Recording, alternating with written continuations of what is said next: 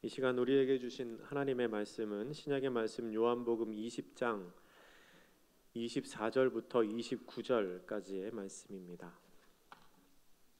요한복음 20장 24절부터 29절까지의 말씀입니다.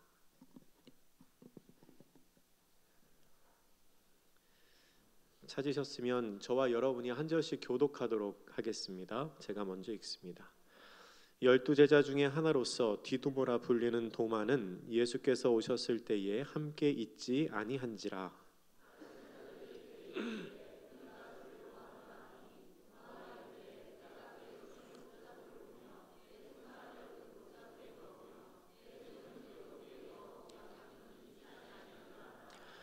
여드레를 지나서 제자들이 다시 집 안에 있을 때에 도마도 함께 있고 문들이 닫혔는데 예수께서 오사 가운데 서서 이르시되 너희에게 평강이 있을지어다 하시고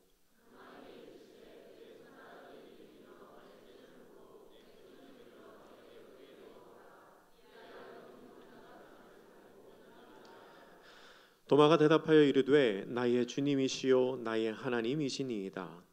예수께서 이르시되 너는 나를 본고로 믿느냐 보지 못하고 믿는 자들은 복되도다 하시니라. 아멘. 아멘.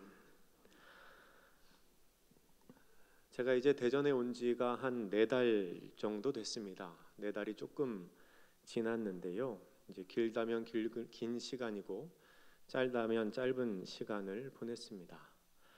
아직 열심히 이 대전이라는 지역과 우리 대전 도안교회 성도님들을 익히고 있습니다.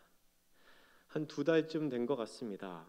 지금도 그렇지만 그때는 대전 지리를 더 잘 몰랐을 때입니다. 제가 중리동에 다녀올 일이 있어서 갔다가 오는 길에 출발할 때 자동차 내비게이션 켜는 것을 깜빡 잊었습니다. 켜는 걸 깜빡 잊고 운전을 조금 해서 왔습니다.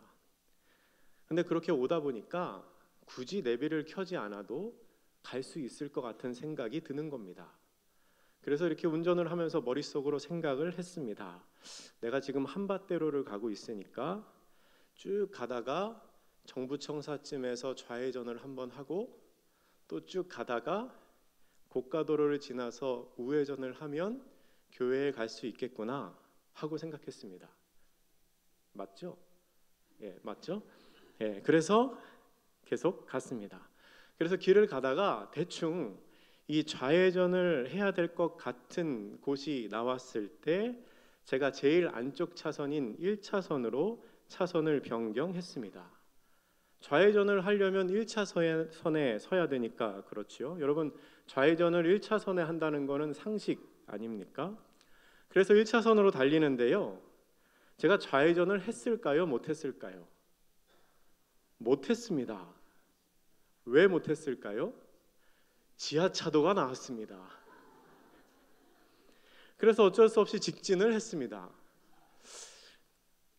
내비를 켤까 하다가 그냥 가보자. 그래서 가는데 또 이렇게 머릿속으로 생각을 했습니다. 어떻게 하지? 하다가 충대 앞에서 좌회전을 하면 되겠다 하는 생각을 했습니다. 뭐 그 사이에도 길이 많지만 길을 잘 모르니까 충대 앞에서 오면 이 도안 뒤쪽으로 오니까 그러면 되겠다 했습니다. 그래서 이번에는 꼭 좌회전을 해야지 하는 마음으로 열심히 1차선을 달렸습니다. 좌회전을 했을까요? 못했을까요? 못했습니다. 또 지하차도가 나왔습니다. 그래서 제가 중리동에서 오는데 유성 IC까지 갔다 왔습니다. 여러분 좌회전을 하려고 할 때 1차선에 서는 것은 상식입니다. 근데 때로는 그러한 상식적인 판단과 생각이 틀릴 때가 있습니다. 갑자기 지하차도가 나타나는 것과 같은 기적이 내 눈앞에 벌어지면 그런 당연한 상식이 틀릴 때가 있습니다. 오늘 본문에 나오는 도마도 그렇습니다. 도마의 의심은 지극히 합리적이고 상식적인 의심이었습니다. 죽었던 사람이 살아난다니요. 예수님께서 돌아가신 것을 분명히 보았는데 그분이 살아서 우리 앞에 나타나셨다니요. 다른 제자들이 예수님을 그리워하는 마음이야 충분히 이해하지만 그건 도마가 생각하기에 너무나 비상식적인 말이었습니다. 그러나 도마의 생각과 판단은 틀렸습니다. 도마가 생각할 수 있는 범위는 거기까지였지만 우리 주님은 그 도마의 생각의 범위를, 도마가 생각할 수 있는 그 상식의 범위를 넘어서는 분이셨습니다. 예수님은 사람들의 상식에 얽매이시는 분이 아니십니다. 하나님의 능력은 사람의 생각으로 재단할 수 있는 게 아닙니다. 그분은 분명히 살아나셨습니다. 그렇다면 우리는 예수님께서 다시 살아나셨다는 증거를 어디에서 찾을 수 있을까요? 도마처럼 예수님의 부활을 믿지 못하는 사람들은 자기가 이해할 수 있는 범위 안에서 이 부활 사건을 어떻게 해서든지 설명해 보려고 합니다. 그래서 여러 가지 가설을 만들어냅니다. 예를 들면 이런 거지요. 예수님의 제자들이 예수님의 시체를 몰래 훔친 후에 예수님께서 살아나셨다고 헛소문을 퍼뜨렸다라고 주장합니다. 또 다른 가설은 이런 겁니다. 예수님의 무덤을 찾아갔던 여인들이 예수님의 무덤을 잘못 찾았다. 그러니까 원래부터 사람이 없었던 빈 무덤을 찾아가서 빈 무덤에 아무도 없는 것을 보고 착각해서 예수님이 부활하셨다고 헛소문을 퍼뜨렸다는 겁니다. 세 번째 가설은 예수님이 죽지 않았다는 설입니다. 사람들이 보기에 예수님께서 돌아가신 것처럼 보였지만 사실은 죽지 않고 살아서 안 죽은 상태로 죽은 척 하고 계시다가 무덤을 빠져나갔다는 겁니다. 그런데요, 여러분, 그러한 주장들은 모두가 틀린 주장입니다. 그런 주장들은 성경을 믿지 못하는 사람들이 만들어낸 터무니없는 가설일 뿐이지 결코 사실이 아닙니다. 조금 전에 말씀드린 가설들에 대한 반박을 우리가 이 시간 성경을 통해서 한번 찾아보도록 하겠습니다. 먼저 예수님의 제자들이 예수님의 시체를 훔쳐갔다는 설명은 언뜻 보기에 일리가 있는 것처럼 보입니다. 하지만 성경은 이미 그것에 대해서 증언을 하고 있습니다. 우리 함께 마태복음 27장 62절에서 66절까지 말씀을 한번 찾아보겠습니다. 마태복음 27장 62절에서 66절입니다.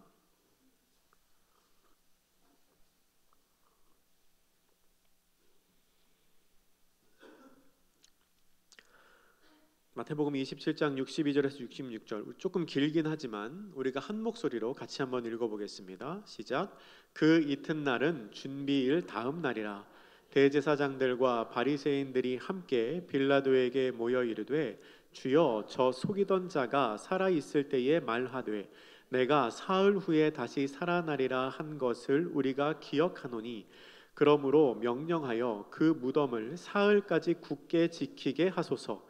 그의 제자들이 와서 시체를 도둑질하여 가고 백성에게 말하되 그가 죽은 자 가운데서 살아났다 하면 후의 속임이 전보다 더 클까 하나이다 하니, 빌라도가 이르되 너희에게 경비병이 있으니 가서 힘대로 굳게 지키라 하거늘, 그들이 경비병과 함께 가서 돌을 인봉하고 무덤을 굳게 지키니라. 아멘. 여러분, 지금 우리가 읽은 것처럼 당시 사람들은 예수님이 3일 만에 다시 살아난다고 한 이야기를 이미 알고 있었습니다. 그들이 생각하기를 이 사람이 살아있을 때 자기가 죽었다가 3일 만에 살아난다고 이야기하고 다녔기 때문에 혹시 이 사람을 따르던 그의 제자들이 그 시체를 훔치고, 이거 봐라, 시체가 없다, 말씀하신 것처럼 3일 만에 살아나셨다라고 주장을 할까봐 미리 경비병을 세우고 무덤의 입구를 돌로 막았다는 겁니다. 그들은 이미 제자들이 예수님의 시체를 훔쳐갈까봐 만반의 준비를 하고 있었습니다. 그런데 제자들이 어떻게, 그것도 예수님이 죽자 겁이 나서 뿔뿔이 흩어졌던 그 제자들이 어떻게 예수님의 시체를 훔칠 수 있었겠습니까? 그건 불가능한 일입니다. 두 번째는 여인들이 예수님의 무덤을 잘못 찾았다는 겁니다. 그 주장은 누가복음 23장 55절 56절을 보면 가능성이 없는 이야기라는 것을 우리가 알 수 있습니다. 같이 한번 찾아보겠습니다. 누가복음 23장 55절과 56절입니다.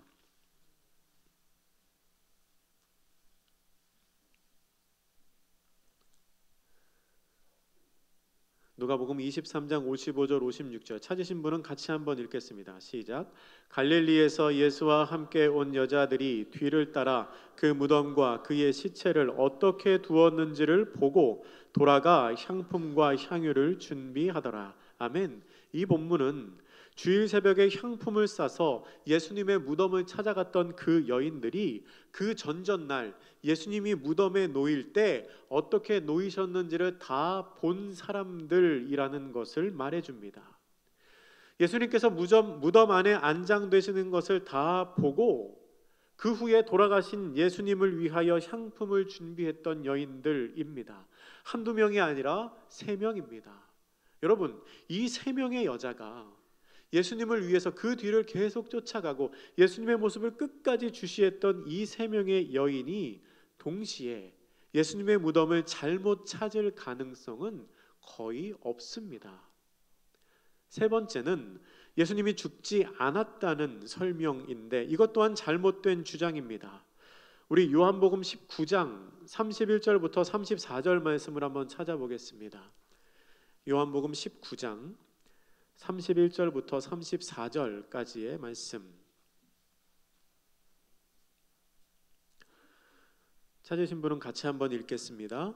이날은 준비일이라. 유대인들은 그 안식일이 큰 날이므로 그 안식일에 시체들을 십자가에 두지 아니하려 하여 빌라도에게 그들의 다리를 꺾어 시체를 치워달라 하니 군인들이 가서 예수와 함께 못 박힌 첫째 사람과 또 그 다른 사람의 다리를 꺾고 예수께 이르러서는 이미 죽으신 것을 보고 다리를 꺾지 아니하고 그중 한 군인이 창으로 옆구리를 찌르니 곧 피와 물이 나오더라. 아멘. 이 본문은 병사들이 예수님의 다리를 꺾어 죽이려고 했을 때에 예수님께서 이미 죽어 있었다고 이야기합니다. 당시 사형을 집행하던 로마의 군인들은 사형을 집행하는데 전문가였습니다. 일반 사람들이라면 사람이 죽었는지 안 죽었는지 구별하기가 쉽지 않겠지만 이 사람들은 전문가들이기 때문에 실수할 일이 거의 없습니다. 또한 실수를 하게 되면 그게 곧 자기의 책임으로 돌아오기 때문에 더 철저하게 확인을 했을 겁니다. 한 군인은 예수님이 죽으신 것을 확인하기 위해서 옆구리를 창으로 찌릅니다. 그러자 곧 물과 피가 나왔다고 성경은 기록합니다. 사람의 혈액에서 피와 수분이 구분되는 것은 죽었을 때에만 일어나는 현상이라고 합니다. 이 기록을 통해서도 우리는 예수님께서 십자가 위에서 죽으셨다는 것을 알 수 있습니다. 그리고 예수님은 분명히 십자가 위에서 돌아가셨지만 만약에 예수님이 십자가 위에서 돌아가시지 않았다고 해도 혼자의 힘으로 그 무덤을 나오지는 못하셨을 겁니다. 예수님께서는 이미 십자가에 달리시기 전에 수없이 채찍질을 당하시고 피를 쏟으시고 또한 몇 시간 동안이나 십자가 위에 매달려 계셨습니다. 그런 사람이 혼자 무덤 입구를 막고 있었던 그 큰 돌을 어떻게 밀고 나올 수 있었겠습니까? 또한 설사 그 돌을 밀고 나왔다고 하더라도 그 무덤 밖에는 그 무덤을 지키고 있는 병사들이 있는데 어떻게 그들의 눈에 뜨이지 않게 도망을 칠 수 있었겠습니까? 여러분, 그건 불가능한 일입니다. 성경이 말하는 부활의 증거를 확실히 보여주는 말씀이 있습니다. 우리 함께 고린도전서 15장 3절에서 8절 말씀을 찾아서 같이 한번 읽어보겠습니다. 고린도전서 15장 3절에서 8절입니다.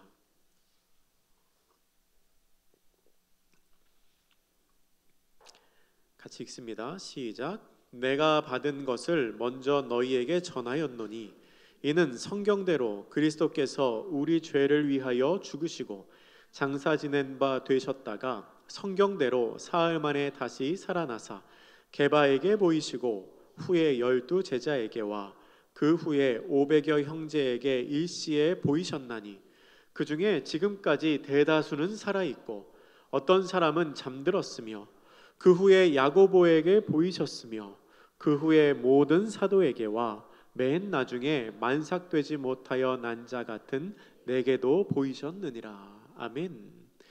이 말씀은 사도 바울이 고린도 교회 교인들에게 보내는 편지입니다. 그런데 이 본문을 보면 예수님의 부활을 목격한 사람이 최소한 500명이 넘는다고 기록합니다. 그리고 그 중에 대다수가 지금도 살아 있다고 말합니다. 사도 바울이 이 편지를 고린도 사람들에게 쓸 때는 예수님께서 부활하시고 약 20에서 30년쯤 지난 후입니다. 당연히 부활하신 예수님을 본 사람들이 많이 있었을 겁니다. 그래서 바울은 함부로 거짓말로 이 서신을 쓰지 못했을 겁니다. 거짓말로 편지를 썼다면 예수님을 본 사람들이 당장에 알았겠죠. 그거 거짓말이다. 사람들이 당장에 이야기했겠지요. 그 사실을 지켜본 사람들이 수없이 많이 있는데 어떻게 거짓말을 할 수 있겠습니까? 따라서 이러한 성경의 증언들을 통해 우리는 예수님께서 부활하셨다는 것을 확실히 알 수 있습니다. 그런데 어떤 사람들은 믿음이 없는 사람들이겠지요. 이 성경의 기록이 편파적이라고 생각할 수 있습니다. 그거야 다 너희들 믿는 사람들이 쓴 건데 어떻게 믿어? 할 수 있지요. 하지만 여러분, 성경에 기록된 증거 외에도 당시 정황으로 미루어 볼 때 예수님의 부활을 확증하는 사실이 너무나 많습니다. 누구도 부정할 수 없는 예수님이 부활하셨다는 정황적인 증거를 몇 가지 함께 생각해 보겠습니다. 첫 번째는 제자들의 삶이 변하고 또한 그들이 죽기까지 예수님을 따르는 믿음을 지켰다는 사실입니다. 여러분이 잘 아시는 것처럼 예수님을 따르던 제자들은 예수님께서 십자가에 못 박히시자 제자들이 낙담하여 절망에 빠졌습니다. 그들은 더 이상 예수님이 하나님께서 보내신 분이라는 확신을 하지 못했습니다. 그래서 예수님께서 돌아가신 후에 제자들은 뿔뿔이 흩어졌습니다. 각자 자기가 하던 생업을 찾아서 흩어졌습니다. 그런데 얼마 지나지 않아서 그 제자들이 다시 모이기 시작합니다. 그리고 또 얼마 지나지 않아서 그들이 예수 그리스도를 전파하는 일에 힘을 쏟기 시작합니다. 그리고 자기의 온 생애를 바쳐서 예수님이 그리스도라는 메시지를 전파합니다. 여러분, 인간적인 관점으로 보았을 때 그것은 그들에게 아무런 이익이 남지 않는 일이었습니다. 그들은 그렇게 예수님이 그리스도라는 메시지를 전파하면서 자주 굶고 사람들로부터 조롱당하고 맞고 심지어는 감옥에 갇히기까지 했습니다. 그러다가 결국 대다수의 제자들은 아주 고통스러운 방법으로 이 세상을 떠났습니다. 그런데 그들이 무엇 때문에 그렇게 했겠습니까? 이미 예수님께서 십자가에 달리시기도 전에, 이미 예수님께서 사람들에게 잡혀갔을 때 뿔뿔이 흩어져 도망갔던 그 제자들이 왜 다시 돌아와서 자기가 스스로 자원해서 그런 고통스러운 삶을 살았겠습니까? 그 이유는 그들이 죽은 자 가운데서 다시 살아나신 예수님을 만났기 때문입니다. 한두 명도 아니고 10명이 넘는 사람들이 부활하신 예수 그리스도를 체험하지 않고서야 어떻게 그렇게 하나같이 일시에 변할 수 있었을까요? 정황상 증거의 두 번째는 예수님을 불신하거나 예수님을 반대했던 사람들이 돌아섰다는 사실입니다. 예수님이 십자가에 달리시기 전에는 그를 믿지 않던 아주 강팍한 마음을 품고 있던 사람들, 혹은 예수님을 적대시하기까지 했던 사람들이 있었습니다. 그런데 그 사람들이 예수님께서 돌아가신 후에 완전히 바뀌어서 기독교 신앙을 전파하는 사람으로 변했습니다. 대표적으로 예수님의 형제였던 야고보가 그렇습니다. 예수님의 형제들은 예수님께서 공생의 사역을 하실 때에 예수님께 결코 호의적이지 않았습니다. 그런데 예수님이 돌아가신 후 고대 역사가 그리스도 요세푸스에 의하면 그 야고보가 초대교회의 지도자가 됩니다. 또한 그는 후에 믿음을 지키다가 돌에 맞아서 순교를 합니다. 여러분, 무엇이 그를 그렇게 변화시켰을까요? 바울이 기록하기를 부활하신 예수님께서 그에게, 야고보에게 나타났다고 합니다.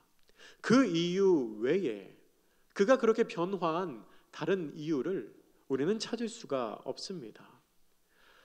후에 바울이 되었던 사울은 또 어떻습니까? 그는 바리새인이었기 때문에 유대인의 전통을 깨뜨리는 것을 누구보다 싫어하던 사람이었습니다. 그래서 그는 틈만 나면 기독교인들을 잡아들이는 것을 자신의 사명으로 알던 사람이었습니다. 그런데 그런 사울이 기독교를 인정하는 수준을 넘어서 그것을 전파하는 데에 가장 열심인 바울로 바뀌었습니다. 어떻게 그런 일이 있을 수 있겠습니까? 부활하신 예수님을 만났기 때문입니다. 세 번째 정황상의 증거는 당시 유대인들의 사회 구조가 매우 급격하게 변화했다는 사실입니다. 여러분, 이 내용을 잘 이해하기 위해서는 먼저 좀 설명이 필요합니다. 예수님 당시의 유대인들은 바벨론, 아시리아, 페르시아, 그리스 그리고 로마에 이르기까지 약 700년 동안 박해를 받고 있었습니다. 자신들의 나라를 갖지 못하고 오랜 세월 동안 식민 통치를 받고 있었습니다. 많은 유대인들이 뿔뿔이 흩어져서 각국의 포로로 잡혀갔습니다.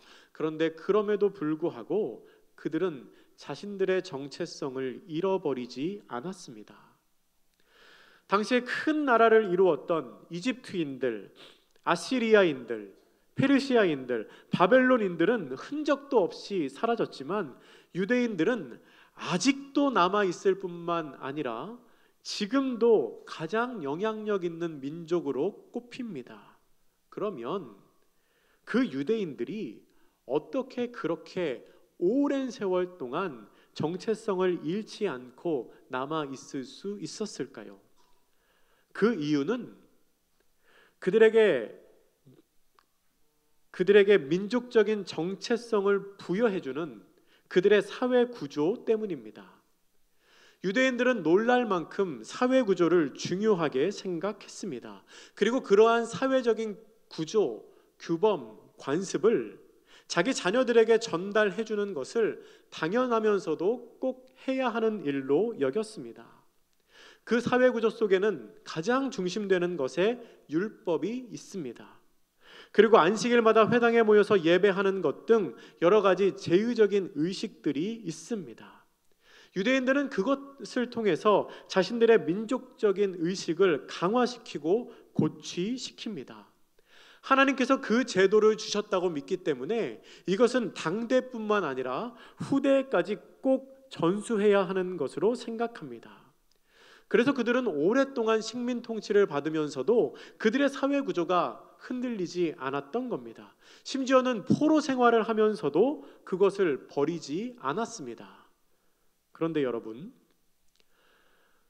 2000년 전에 예수라고 불리는 한 랍비가 나타난 이후에 그들의 사회 구조가 급격하게 흔들리기 시작합니다.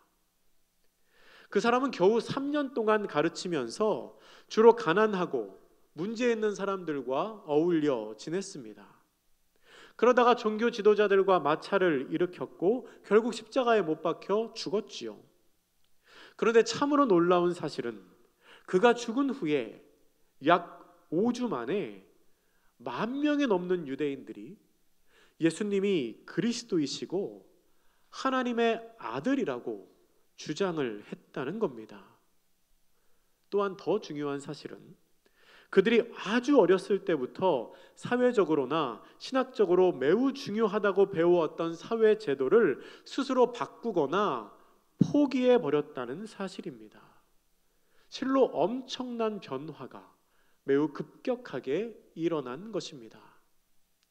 그들이 포기한 사회제도 중에 몇 가지는 이런 겁니다. 첫 번째, 그들은 아브라함과 모세 시대 이후로 죄를 용서받고자 하는 사람들은 매년마다 동물의 희생 제사를 드려야 한다고 배웠습니다. 그런데 어느 날 갑자기 나사렛에서 온 한 목수가 죽고 난 후에 그를 따르는 유대인들은 더 이상 희생 제사를 드리지 않기 시작했습니다. 두 번째로, 유대인들은 하나님께서 모세를 통하여 주신 율법을 지키는 것을 너무도 당연하게 생각했고 그 율법을 잘 지킬 것을 강조했습니다. 그런데 예수님이 죽고 난 지 얼마 되지 않아서 그를 따르는 유대인들은 이 율법보다 예수님의 가르침을 더욱 잘 지키게 됩니다. 세 번째, 유대인들은 매주 토요일이 되면 종교적인 행위 외에는 아무것도 하지 않으며 안식일을 철저하게 지켰습니다. 그런데 그리스도인들이라고 하는 이 유대인들은 일요일에 예배를 드리기 시작합니다. 왜냐하면 예수님께서 부활하신 날이 바로 일요일이었기 때문입니다. 이 외에도 많은 변화가 매우 짧은 시간에 매우 많은 사람들을 통하여 동시에 일어납니다. 그들은 자기의 생명처럼 여겼던 자신들의 전통을 한순간에 버렸습니다. 아무리 강한 외부의 세력이 와서 압박을 하고 굴복시키려고 해도 결코 굴하지 않았던 그들이 자신들의 전통을 스스로 버리는 변화를 일으켰습니다. 이것은 실로 엄청난 사건입니다. 그런데 여러분, 아무런 이유 없이 그런 일이 일어나지는 않습니다. 그 사이에 무슨 일이 있었을까요? 예수님께서 부활하시고 그 부활하신 예수님이 사람들을 만나시는 사건이 있었습니다. 네 번째 정황상 증거는 성찬입니다. 성찬식. 여러분, 우리는 성찬을 나누면서 예수님을 기념합니다. 그런데 성찬의 의미가 무엇입니까? 우리를 위해 희생하신 예수님의 몸을 기억하는 사건이 성찬입니다. 즉, 주님의 살과 피를 마시면서 나를 위해 십자가에 돌아가신 주님을 기념하는 것이지요. 근데 여러분, 이게 좀 이상하지 않습니까? 기념을 하려면 좀 기쁘고 즐거운 것, 뭔가 특별한 것을 기념해야 하지 않겠습니까?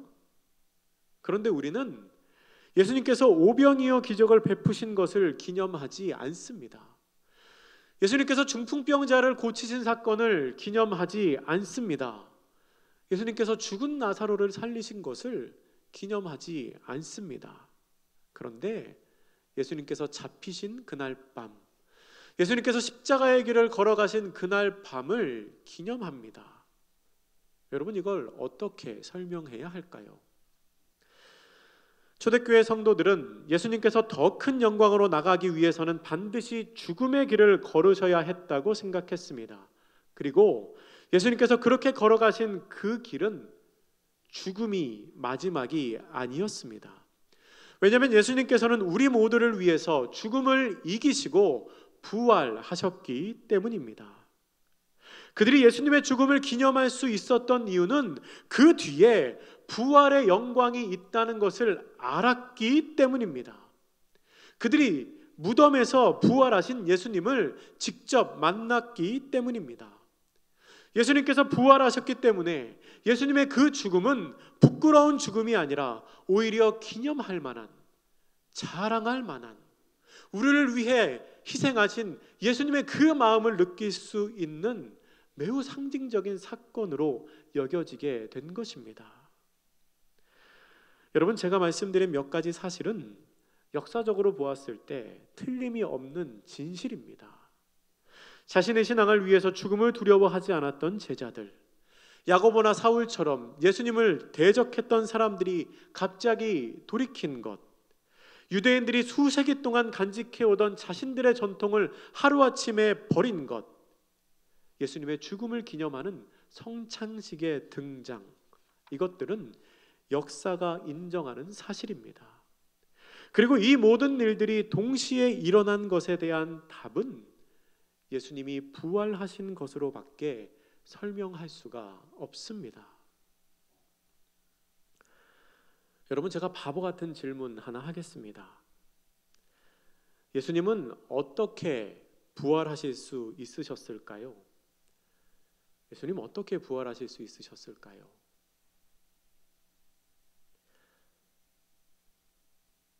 바보 같은 질문이라고 말씀드렸죠. 예수님은 죽으셨기 때문에 부활하실 수 있었습니다. 그렇죠? 죽지 않으면 부활하지 못하죠. 그러면 예수님이 왜 죽으셨을까요? 예수님은 우리를 살리시기 위해서 죽으셨습니다. 죄 때문에 죽을 수밖에 없는 나를 위해서 예수님이 대신 죽으셨습니다. 나의 죄 때문에 예수님이 죽으셨고 또한 다시 살아나셨습니다. 혹시 아직도 예수님의 부활이 안 믿어지시는 분이 있으십니까? 있으시면 제가 설교를 처음부터 다시 하려고 합니다. 지금까지 안 믿어지시다가 제가 이 얘기하니까 갑자기 믿어지는 표정을 막 이렇게 여러분, 만약 아직까지도 부활이 믿어지시지 않는다면 그건 혹시 내 상식으로 믿으려고 해서 그런 거는 아닐까요? 여러분, 부활은 내 상식으로는 이해할 수 없는 하나님의 일입니다.